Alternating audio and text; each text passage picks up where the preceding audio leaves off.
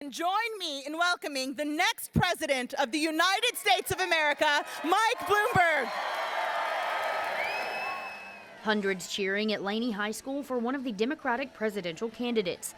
Mike Bloomberg visited Wilmington Saturday, sharing with the Cape Fear how he plans to get it done.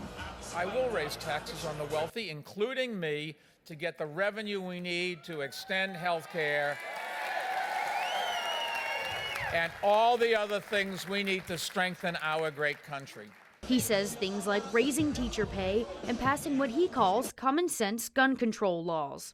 And there's a federal law. If you go to a gun store and buy a gun, they check to make sure you're not a minor, a person with a criminal record, or a person with psychiatric problems, because those three categories we shouldn't sell guns to. And all we're trying to do is to have those same rules apply to gun shows and to the internet sales. Nobody's trying to take away anybody's guns. Before the rally, Bloomberg answered some of my questions about how he would address the opioid crisis, specifically in Wilmington. Working with people, it's helping the hospitals be able to cope. It is understanding that it's not just a medical problem. It's addiction is something that you really have to work with people and have psychiatrists and psychologists, and it's policing. You have to understand that.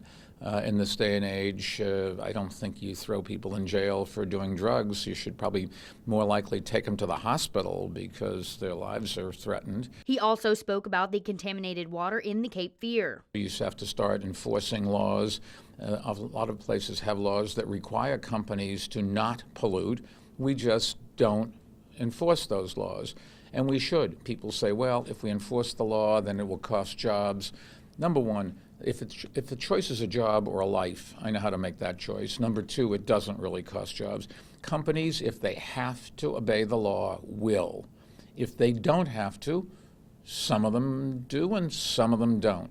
Bloomberg says he plans to enforce laws protecting the environment. If we don't do something, we're all going to die. At the rate the temperature is going up and the oceans are going up and the storms are getting bigger, and pollutants, whether you drink water that's polluted. Think of climate as an environmental issue.